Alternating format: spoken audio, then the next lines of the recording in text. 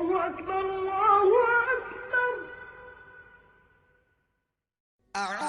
باللہ من الشیطان الرجیم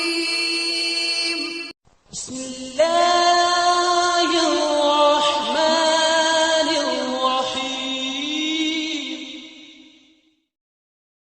حضرت اسود بن یزید نخعی نے کہا کہ ہم حضرت عائشہ رضی اللہ تعالیٰ عنہا کی خدمت میں حاضر تھے۔ ہم نے نماز میں ہمیشگی اور اس کی تعظیم کا ذکر کیا۔ حضرت عائشہ رضی اللہ تعالیٰ عنہا نے فرمایا کہ نبی کریم صلی اللہ علیہ وسلم کے مرض الموت میں جب نماز کا وقت آیا اور اذان دی گئی تو فرمایا کہ ابو بکر سے کہو کہ لوگوں کو نماز پڑھائیں۔ اس وقت آپ سے کہا گیا کہ ابو بکر بڑے نرم دل ہیں، اگر وہ آپ کی جگہ کھڑے ہوں گے تو نماز پڑھانا ان کے لیے مشکل ہو جائے گا۔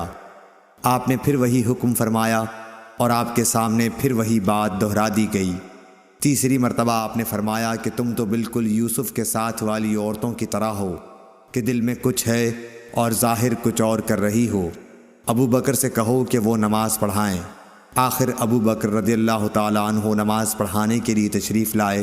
اتنے میں نبی کریم صلی اللہ علیہ وسلم نے مرض میں کچھ کمی محسوس کی اور 2 آدمیوں کا سہارا لے کر باہر تشریف لے گئے۔ گویا میں اس وقت آپ کے قدموں کو دیکھ رہی ہوں کہ تکلیف کی وجہ سے زمین پر لکیر کرتے جاتے تھے۔ ابو بکر رضی اللہ تعالیٰ عنہ نے یہ دیکھ کر چاہا کہ پیچھے ہٹ جائیں، لیکن حضرت صلی اللہ علیہ وسلم نے اشارے سے انہیں اپنی جگہ رہنے کے لیے کہا۔ پھر ان کے قریب آئے اور بازو میں بیٹھ گئے۔ جب اعمش نے یہ حدیث بیان کی، ان سے پوچھا گیا کہ کیا نبی کریم صلی اللہ علیہ وسلم نے نماز پڑھائی؟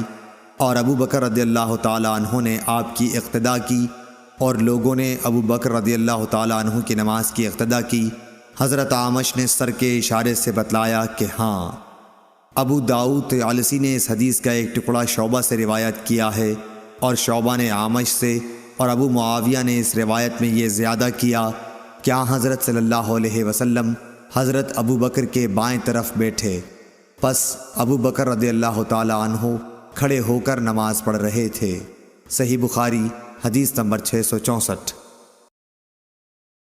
عبید اللہ بن عبداللہ بن عتبہ بن مسعود نے خبر دی کہ حضرت عائشہ رضی اللہ تعالیٰ عنہا نے فرمایا کہ جب نبی کریم صلی اللہ علیہ وسلم بیمار ہو گئے اور تکلیف زیادہ بڑھ گئی تو آپ نے اپنی بیویوں سے اس کی اجازت لی کہ بیماری کے دن میرے گھر میں گزاریں۔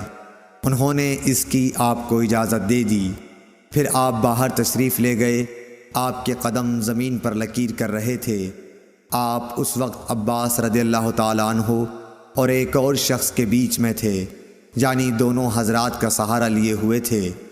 عبید اللہ راوی نے بیان کیا کہ میں نے یہ حدیث حضرت عائشہ رضی اللہ تعالیٰ عنہا کی عبداللہ بن عباس سے بیان کی تو آپ نے فرمایا اس شخص کو بھی جانتے ہو جن کا نام حضرت عائشہ نے نہیں لیا؟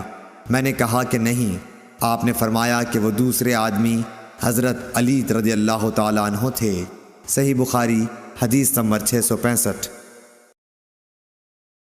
امام مالک نے نافع سے خبر دی کہ حضرت عبداللہ بن عمر رضی اللہ تعالیٰ عنہ نے ایک ٹھنڈی اور برسات کی رات میں اذان دی، پھر یوں پکار کر کہہ دیا کہ لوگوں اپنی قیام گاہوں پر ہی نماز پڑھ لو۔ پھر فرمایا کہ نبی کریم صلی اللہ علیہ وسلم سردی و بارش کی راتوں میں مؤذن کو حکم دیتے تھے کہ وہ اعلان کر دے کہ لوگوں اپنی قیام گاہوں پر ہی نماز پڑھ لو۔ صحیح بخاری حدیث نمبر 666۔ ابن شہاب نے محمود بن ربیع انصاری سے روایت کیا کہ عتبان بن مالک انصاری رضی اللہ تعالیٰ عنہ نابینا تھے اور وہ اپنی قوم کے امام تھے۔ انہوں نے رسول اللہ صلی اللہ علیہ وسلم سے عرض کی کہ یا رسول اللہ، اندھیری اور سیلاب کی راتیں ہوتی ہیں اور میں اندھا ہوں، اس لیے آپ میرے گھر میں کسی جگہ نماز پڑھ لیجئے تاکہ میں وہیں اپنی نماز کی جگہ بنا لوں۔ پھر رسول اللہ صلی اللہ علیہ وسلم ان کے گھر تشریف لائے اور پوچھا کہ تم کہاں نماز پڑھنا پسند کرو گے؟ انہوں نے گھر میں ایک جگہ بتلا دی اور رسول اللہ صلی اللہ علیہ وسلم نے وہاں نماز پڑھی۔ صحیح بخاری حدیث نمبر 667۔